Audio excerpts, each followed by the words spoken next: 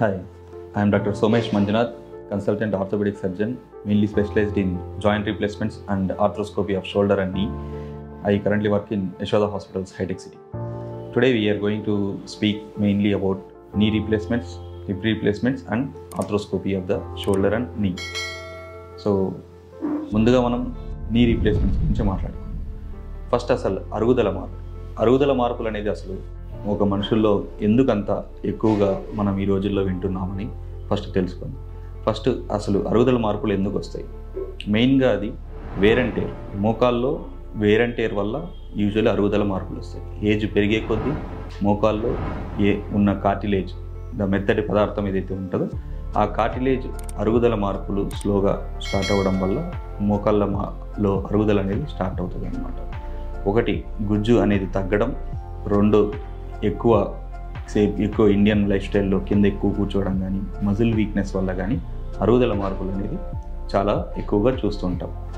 రెండో కారణం అరుగుదల మార్పులు ఎందుకు వస్తాయంటే ఇన్ఫ్లమేటరీ ఆర్థరైటిస్ అంటారు. అంటే కొంతమందిలో కీళ్ళవాతం, రుమటాయిడ్ ఆర్థరైటిస్ కానీ, లేకపోతే ఇంకా సోరియాటిక్ ఆర్థరైటిస్ కానీ, ఇలాంటి వాటి వల్ల కూడా చాలా యంగేజ్లో ఒక 30-40 ఏళ్ళ వాళ్ళలోనే అరుగుదల మార్పులు అనేటివి చాలా తరచుగా చూస్తుంటాం అన్నమాట. ఇంకోటి మూడోది ఏదన్నా పోస్ట్ ట్రామాటిక్ ఆర్థరైటిస్, అంటే ఏదన్నా యాక్సిడెంట్ వల్ల కానీ, లేకపోతే ఏదన్నా దెబ్బ తగలడం వల్ల కానీ ప్రాపర్ ట్రీట్మెంట్ ఆ టైంలో తీసుకోకపోవడం, లేకపోతే ఆ టైంలో నాటుకట్లు లాంటివి వేసుకోవడం వల్ల జాయింట్లో అరుగుదల మార్పులు నార్మల్గా రావాల్సిన ఏజ్ కన్నా చాలా తొందరగా రావడం అనేది పోస్ట్ ట్రామాటిక్ ఆర్థరైటిస్ అంటాం. నాలుగోది ఇన్ఫెక్షన్స్. ఏదైనా చిన్నతనంలో కానీ, లేకపోతే చిన్న వయసులో కానీ మోకాళ్ళల్లో జాయింట్లలో కానీ ఇన్ఫెక్షన్ అయిన వాళ్ళకి అరుగుదల మార్పులు అనేది చాలా ఎక్కువగా వస్తుంది. సో మోర్ కామన్గా మనం చూసే అరుగుదల మార్పుల్లో ఈ 4 రకాలు అనేది ఎక్కువగా చూస్తుంటాం. దాంట్లో ఈ రోజుల్లో బాగా ఎక్కువగా వింటున్నాము, ఎందుకంటే చాలా ఎక్కువ మందికి అవగాహన పెరగడం, రెండోది ట్రీట్మెంట్లో అడ్వాన్సెస్ రావడం వల్ల ఎక్కువగా ఈ రోజుల్లో మోకాళ్ళ అరుగుదల మార్పులు అనేది వీటి గురించి ఎక్కువ వింటున్నాం.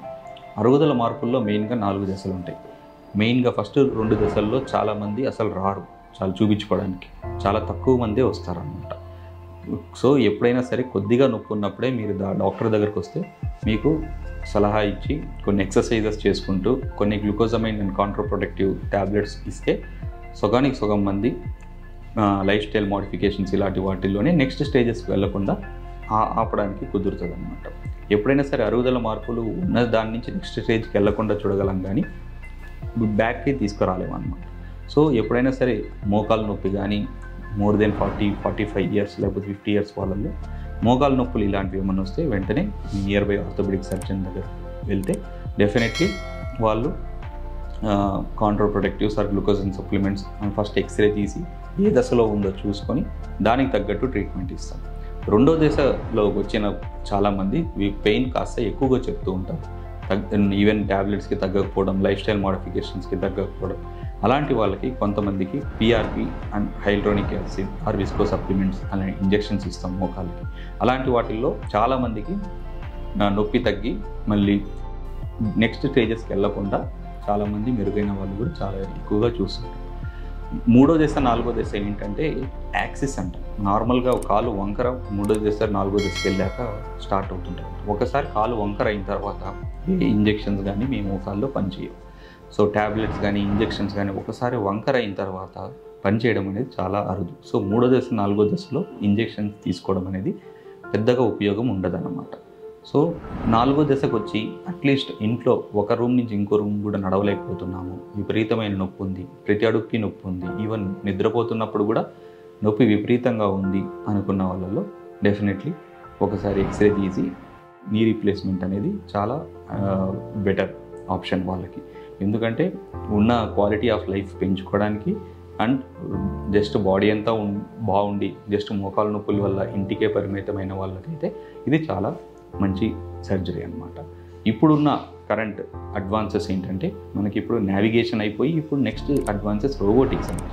ఇంకా ఖచ్చితత్వమైన కరెక్ట్ యాక్సిస్ తీసుకోవడం, కొద్దిగా అటు ఇటు కూడా మార్పులు లేకుండా ఎగ్జాక్ట్ సైజెస్ తీసుకోవడం, ఎక్కువ కోత లేకుండా మినిమల్ కట్స్తో చేసి నొప్పి కూడా తక్కువ ఉండి సాఫ్ట్ టిష్యూ అంటాం, చుట్టూ కండ కూడా ఎక్కువ రిలీజ్ చేయకుండా చాలా తక్కువ రిలీజెస్తోనే మనకి సర్జరీ అయిపోతుంది అనమాట. సో రోబోటిక్ రీప్లేస్మెంట్స్ అనేది ఇప్పుడున్న కరెంట్ అడ్వాన్స్డ్ రీప్లేస్మెంట్స్ అన్నమాట.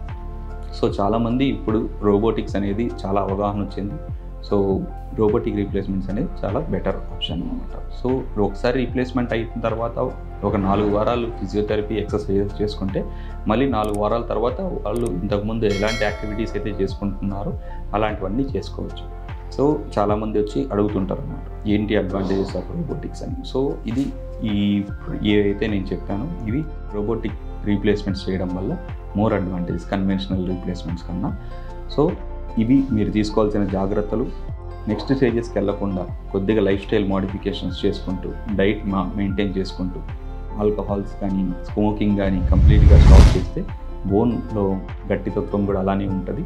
సో యాంటాసిడ్స్ కూడా ఎంత వీలైతే అంత అవాయిడ్ చేస్తే బోన్ మినరల్ డెన్సిటీ కూడా బాగా మెయింటైన్ అవుతుంది. ఇంకొకటి ఫ్రూట్స్, పళ్ళ పదార్థాలు కానీ ఇలాంటివి కాల్షియం రిచ్ ఫుడ్స్ తీసుకుంటే బోన్స్ అనేటివి ఇంకా కాస్త స్ట్రాంగ్గా ఉండి దాని లాంగివిటీ ఆర్ లైఫ్ని మనం పెంచుతున్నట్టు ఉంటుంది అన్నమాట. Thank you. ఈ వీడియో కనుక మీకు నచ్చినట్లయితే లైక్ చేసి షేర్ చేసి కామెంట్ చేయండి. మా ఛానల్ని సబ్స్క్రైబ్ చేయడం మాత్రం మర్చిపోకండి. Thanks for watching.